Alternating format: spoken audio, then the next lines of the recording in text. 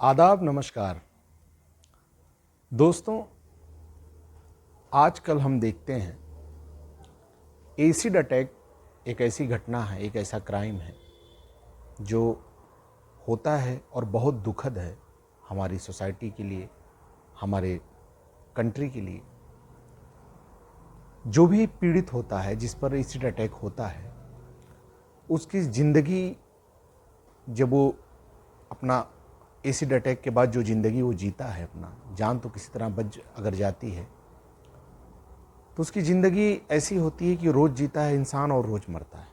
बहुत ही दुखद और बहुत ही परेशानी भरी ज़िंदगी बन जाती है। आज की घटना कुछ ऐसी ही है और इसमें एक बात ये भी है कि लोग इस हद तक विकृत मानसिकता के हो जाते हैं कि किसी को नुकसान पहुंचाने के लिए, किसी से बदला लेने के लिए अपने परिवार को भी शामिल कर लेते हैं, यहाँ तक कि अपने बच्चों को भी उस साजिश में शामिल कर लेते हैं। ऐसे लोग भी दुनिया में हैं। आज की जो सच्ची घटना है हमारे देश की राजधानी दिल्ली की है। 26 अक्टूबर 2025, अभी हाल ही की ये घटना है। एक लड़की, संडे का दिन था, 26 तारीख, कॉलेज के लिए निकलती है। संडे को तो कॉलेज बंद होता है, लेकिन उस दिन उसका एक्स्ट्रा क्लास था। रानी लक्ष्मीबाई कॉलेज की सेकेंड ईयर की स्टूडेंट होती है वो लड़की और कॉलेज के लिए निकलती है। 10:30 बजे का टाइम होता है। ई रिक्शा से जाती है वो और कॉलेज से कुछ दूरी पर, 200 मीटर दूरी पर वो उतर जाती है और वहाँ से वॉकिंग करके जा रही होती है। एक थोड़ी सी सुनसान जगह होती है, वहाँ पे वो लड़की पहुँची ही होती है कि बाइक से 3 लड़के आते हैं और तीनों लड़कों में एक के पास एक बॉटल होती है, उसमें कुछ लिक्विड होता है और वो लड़की के ऊपर फेंकने की कोशिश करता है। लड़की चिल्लाती है, अपने चेहरे के पास वो बैग करती है और वो लिक्विड उसके दोनों हाथों पर पड़ता है। चेहरा बच जाता है और हाथ झुलस जाते हैं। फिर वो लड़की चिल्लाती है कि बचाओ बचाओ, मुझ पर एसिड अटैक फेंका गया है। 3 लोगों ने फेंका और वो भाग गए बाइक से। कुछ लोग इकट्ठा होते हैं, लड़की को हॉस्पिटल पहुंचाते हैं। लड़की को हॉस्पिटल पहुंचाया जाता है, लेकिन वो हॉस्पिटल वाले लड़की को राम मनोहर लोहिया हॉस्पिटल रेफर कर देते हैं। पुलिस को इन्फॉर्म किया जाता है, पुलिस आती है, लड़की से पूछताछ करती है, क्योंकि लड़की बेहोश तो हुई नहीं थी, हाथ ही झुलसे थे, चेहरा और बॉडी बच गई थी। लड़की से पूछा जाता है कि कैसे, कहाँ, कब, क्या हुआ। लड़की सब बताती है कि मैं ई रिक्शा से आ रही थी कॉलेज, वहाँ पे उतरी, थोड़ी देर जब मैं वॉकिंग वाले रास्ते पे आ रही थी, थोड़ा सुनसान था, वहाँ पे 3 लड़के बाइक से आते हैं और उन्होंने मुझ पर अटैक किया एसिड का। उसके बाद पुलिस की एक टीम क्राइम सीन पर जाती है, वहाँ देखती है नज़दीक। पुलिस अमूमन आजकल सबसे पहले सीसीटीवी ही ढूंढती है, लेकिन वहाँ कहीं सीसीटीवी मिलता नहीं, क्योंकि जगह थोड़ी सुनसान थी और आसपास कुछ ऐसी बिल्डिंग भी नहीं थी जहाँ पे सीसीटीवी लगा हो। पुलिस की टीम को कुछ नहीं मिलता। पुलिस फिर लड़की से पूछती है कि उन तीनों में से आप किसी को पहचानती हैं? लड़की कहती हाँ, मैं पहचानती हूँ। एक का नाम जितेंद्र है और वो मुझे 1 महीना पहले भी परेशान कर रहा था, पीछा कर रहा था मेरा, और 1 बार 2 बार उससे मेरी झगड़ा भी हुआ, बहस भी हुई। और उसके साथ जो 2 थे, एक का नाम ईशान है और एक का नाम अरमान है। अब पुलिस थोड़ा सा रिलैक्स हुई कि चलो कम से कम 3 नाम मिले। उनसे और भी कुछ पूछताछ पुलिस करती है। फिर जितेंद्र के घर जाती है। जितेंद्र के घर जाते, जितेंद्र नहीं मिलता घर पे। पुलिस उसका नंबर लेती है और फिर पुलिस ईशान और अरमान का भी नंबर निकालती है। जितेंद्र को कॉल करती है। जितेंद्र से कहती कहाँ हो? वो कहता है दिल्ली में ही कहीं एक जगह बताता है, मैं यहाँ काम से। कौन है आप? बोलते हम थाने से बोल रहे हैं और आपके खिलाफ कंप्लेन हुई, आप थाने आइए। जितेंद्र साहब कहता है कि ठीक है सर, मैं अभी थोड़ा बिजी हूँ, मैं जैसे यहाँ से फ्री होता हूँ मैं डायरेक्ट थाने ही आऊँगा। जितेंद्र आता है, उससे पुलिस पूछताछ करती है। वो कहता है कि जब ये क्राइम हुआ है, वो बताती है जब पुलिस, कहता सर ये टाइम पे तो मैं वहाँ था ही नहीं, और जहाँ मैं काम से गया था वहाँ आप पता लगवा लीजिए, मैं वहीं था। पुलिस उस क्रॉस चेक करती है, वहाँ पे एक पुलिस की टीम भी जाती है। तो जिस टाइम पे जो टाइम बताया गया था क्राइम का, जो लड़की ने बताया था जब उस पर एसिड अटैक हुआ था, ठीक उसी टाइम पे जितेंद्र का वहाँ पे एक सीसीटीवी फुटेज मिलता है। उसी टाइम पे वो वहाँ पे कुछ लोगों से बात कर रहा होता है, बाइक से जा रहा होता है, ये सारी चीज़ें पुलिस को पता चलती है। पुलिस वापस आती है और जिस तरह से जितेंद्र हर सवाल का जवाब दे रहा था, पुलिस को कहीं ना कहीं लग भी रहा था कि ये कल्प्रिट तो नहीं है, आरोपी तो नहीं है, क्योंकि इस तरह से रिप्लाई देना, फ़ोन तुरंत उठाना और फिर थाने आके सब सारी चीज़ें बताना। उसके बाद पुलिस को यहाँ कुछ नहीं मिलता, लेकिन अभी वो कस्टडी में ही है। फिर ईशान और अरमान को कॉल किया जाता है, वो दोनों भी फ़ोन उठाते हैं। पुलिस बात करती, कहते हैं हम आगरे में हैं। पुलिस कहती है थाने आओ, तुम्हारे खिलाफ कंप्लेन है। वो दोनों भी यही कहते हैं कि ठीक है सर, हम थोड़ा इधर हैं, जैसे फ्री होते हैं वहाँ पहुँचेंगे, पहले थाने ही आएंगे। वो दोनों भी थाने आते हैं। पुलिस पूछती है, वो कहते हैं सर हम उस टाइम पे तो आगरे में थे। पुलिस उसको भी क्रॉस वेरीफाई करती है, तो पता चलता है कि वो जो लोकेशन, उनकी कॉल डिटेल, जैसे जितेंद्र की कॉल लोकेशन और डिटेल सब निकाली गई थी, सारी चीज़ें इनकी भी निकालती तो सब जैसा इनका डायलॉग था, जो ये बता रहे थे बातें, सब चीज़ें मैच हो रही थी। सारी सीडीआर पुलिस के सामने ही था। फिर एक चीज़ और यहाँ होता है कि जो क्राइम करता है वो अक्सर फ़ोन तो नहीं उठाता, स्विच ऑफ कर देता, वो भाग जाता है। ये भी पुलिस को कहीं ना कहीं प्रभावित कर रहा था कि ये दोनों ने फ़ोन उठाए तीनों ने, और बाकायदा बात की कि हाँ सर हम थाने पहुँच रहे हैं, वो आके रिप्लाई सर हर सवाल का जवाब भी दे रहे हैं। अब पुलिस क्या करे? उसके सामने कुछ नहीं। जिन पर आरोप लगाया था उनकी जो डिटेल निकालनी चाहिए, साइंटिफिक डिटेल जो थी, कॉल डिटेल, लोकेशंस, वो सारी चीज़ें मिसमैच थी, क्राइम सीन से मैच ही नहीं कर रही थी। अब पुलिस हैरान है, कुछ भी नहीं मिल रहा है।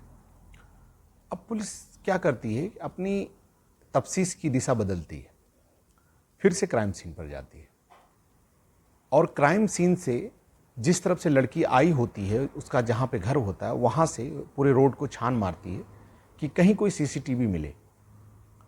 और जब घर तक जाती है तो कई सीसीटीवी कैमरे मिलते हैं, उनके फुटेज भी मिलते हैं। तो एक जगह लड़की के घर के पास का एक सीसीटीवी में दिखता है कि लड़की 10 बजे घर के बाहर निकलती है और एक बाइक खड़ी होती है, उस पर बैठती है और उस बाइक पे एक लड़का होता है। उस लड़के के बारे में पुलिस पता करती है तो पता चलता है उसका भाई है, और वो बाइक पे उसको बिठाता है, स्कूटी पे लाता है इसको कॉलेज छोड़ने, जबकि लड़की ने बताया था मैं ई रिक्शा से आई थी। अब पुलिस को यहाँ शक हुआ कि ये तो स्कूटी से जा रही, इसने ई रिक्शा क्यों बताया? लड़का लेके जाता है उसका भाई, उसको 200 मीटर पहले ही लड़की को छोड़ के वापस चला आता है। अक्सर होता है, हम आप जो भी अपनी बेटी बहन बच्चियों को जब स्कूल या कॉलेज ड्रॉप करने जाते हैं बाइक से या गाड़ी से, तो लोग कॉलेज के गेट तक छोड़ते हैं, दूर कोई नहीं छोड़ के आता है। तो ये भी पुलिस को एक शक का रीज़न था यहाँ पे कि आखिर ये थोड़ी दूर पे क्यों छोड़ के गया। अब पुलिस हॉस्पिटल जाती है। अच्छा, इधर कस्टडी में जितेंद्र और ईशान और अरमान थे, और यहाँ पे जितेंद्र ईशान अरमान को नहीं जानता है और अरमान ईशान जितेंद्र को नहीं जानते। एक दूसरे से तीनों अनजान होते हैं, मतलब ईशान अरमान तो भाई होते हैं और ये जितेंद्र, और यहाँ पे उन पर आरोप लगाया गया था कि तीनों एक साथ आए थे, जबकि ये तीनों अनजान थे, जितेंद्र को दोनों जानते ही नहीं थे। पुलिस डॉक्टर से मिलती है और पूछती है जख्म के बारे में, तो डॉक्टर कहते हैं कि एसिड अटैक में जैसा जख्म होना चाहिए वैसा जख्म तो नहीं है, और एसिड अटैक का जख्म अलग होता है, और ये एसिड तो लग रहा है लेकिन जो एक्चुअल में एसिड होता है उस तरह नहीं लग रहा है। अब पुलिस का शक बढ़ा। अब पुलिस लड़की से बात करती है, पूछताछ करती है कि जो आपने सस्पेक्ट हमें बताए थे उनकी सारी डिटेल हमने निकाली, सब कुछ भी हमें नहीं मिला। जब सारी चीज़ें पुलिस बताती है और सीसीटीवी कैमरा तुम्हारा भाई लेके आया तुम्हें छोड़ने सारी चीज़ें, तब लड़की को, अब क्योंकि झूठ बोल रही थी, अब यहाँ राज खुलने वाला है। और जब लड़की ने सारी चीज़ जब बताई तो एक कहानी निकल के आई। ये कहानी थी 3 लोगों से बदला लेने की एक कहानी, और बदला लेने वाला कोई और नहीं, लड़की का बाप अकील खान। अकील खान की एक फैक्ट्री होती है, वहाँ पे जितेंद्र की वाइफ कुछ दिनों पहले जॉब कर रही होती। तो अकील खान गलत कैरेक्टर का इंसान, वो जितेंद्र की वाइफ को परेशान कर रहा होता है, छेड़खानी, शोषण, इन सब का वो परेशान हो गई, तो वो पुलिस कंप्लेन की और केस हो गई। तो जितेंद्र से दुश्मनी पहले से उसकी थी, और अरमान और ईशान जो थे उनकी माँ के ऊपर 2018 में इसने एसिड अटैक करवाया था अकील खान ने अपने रिश्तेदारों से मिलके। उसमें भी ये नामजद था। और क्यों करवाया था? क्योंकि प्रॉपर्टी डिस्प्यूट इन दोनों के बीच में चल रहा था, अरमान और ईशान के माँ से और अकील खान के बीच में। तो ये दबाव बना रहा था कि आप केस से पीछे हट जाएं ज़मीन के मामले में। तो वो लोग नहीं मान रहे थे, तो इसने एसिड अटैक करवाया। उसमें भी ये नामजद हुआ, केस हुई। तो ये कुछ दिनों से जितेंद्र और ईशान और अरमान की माँ पे दबाव बना रहा था कि केस आप लोग वापस ले लें, और वो धमकी भी दे रहा था, परेशान कर रहा था इन लोगों को। ये लोग नहीं मान रहे थे। फिर ये खुराफाती गलत कैरेक्टर का इंसान, इसके दिमाग में आइडिया आया। दूसरी खुराफात, क्रिमिनल माइंड इंसान जो होता है वो कुछ ना कुछ गलत ही दिमाग में लाता रहता है। फिर इसने ये साजिश की कि किसी तरह अगर इन दोनों को मैं फंसाऊं और ये फंस जाएंगे, तब ये मजबूर हो जाएंगे मुझ पर केस वापस लेने के लिए। बताइए ये कितनी विकृत सोच का इंसान कि अपने बेटे को शामिल किया इस साजिश। उसके बाद अकील खान ने प्लान बनाया और बेटी को कहा कि इस तरह से हमें प्लान को अंजाम देना है। तो उसने टॉयलेट क्लीनर, एक इस एसिड आता है, उससे भी हाथ जल सकता है लेकिन जान जाने का खतरा नहीं होता। उसने टॉयलेट क्लीनर लिया, अपने बैग में रखा, भाई के साथ बाइक पे निकली और गई।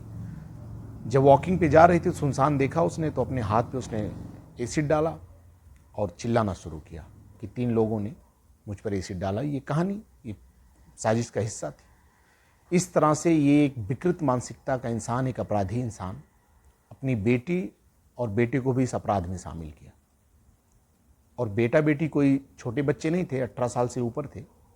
उनकी भी अपनी सोच थी, मना कर सकते थे, लेकिन कहते हैं ना कि जैसा वो था वैसा अपने बच्चों को भी बना दिया था अकील खान। ये करके उसको क्या मिला? उसको लगा कि मैं उनको फंसा लूँगा, लेकिन कहते हैं सच्चाई परेशान हो सकती है, हार नहीं सकती कभी। और उसके 2 केसेस जो पहले थे, अब एक और संगीन आरोप और आ गया, तो अब तो उनको जेल में ही जाना है। वो पकड़ा गया, पुलिस ने उसको अरेस्ट किया। केस की शुरुआत हुई थी तो ऐसा ही लग रहा था कि लड़की के साथ बहुत गलत हुआ है। अक्सर जब इस तरह की घटनाएं होती हैं तो हमारा समाज, हमारा देश पीड़ित के साथ खड़ा होता है, और होना भी चाहिए। यही हमारे संस्कार हैं। मानवता का जो संस्कार है यही सिखाता है कि पीड़ित के साथ खड़े होना ही सबसे बड़ी अच्छाई है। लेकिन इसका कोई नाजायज़ फ़ायदा अगर उठाता है तो कितना गलत है। लोगों के इमोशन जुड़ जाते हैं उस इंसान से जिसके ऊपर अपराध हुआ होता है, और उसने इतना गलत काम किया, उस इमोशंस का लोगों के फ़ायदा उठाया, लोगों की सहानुभूति का फ़ायदा उठाया, मीडिया में आके बातें की पीड़ित ने कि हमारे साथ ऐसा हुआ है, ये हुआ। लड़की ने मीडिया में आके बताई थी सारी चीज़ें कि मेरे साथ ऐसा ऐसा हुआ है। इसी पे और प्रेशर बनता है, मीडिया में आया तो पुलिस पे दबाव हुआ, केस की जांच करी। लेकिन अगर ईशान और अरमान का थोड़ा सा भी लोकेशन इसके इर्द गिर्द रहा होता, बैड लक अगर उनका होता कहीं, तो बेचारे कितने परेशान होते। ऐसे कितने लोग परेशान हो जाते हैं, झूठी केसेस में फंस जाते हैं। लेकिन पुलिस ने बहुत सूझबूझ से काम किया और केस की जांच बहुत समझदारी से की और असली अपराधी को पकड़ा और जेल में डाला। तो दिल्ली पुलिस को सैल्यूट है अच्छे काम के लिए, अच्छी जांच के लिए।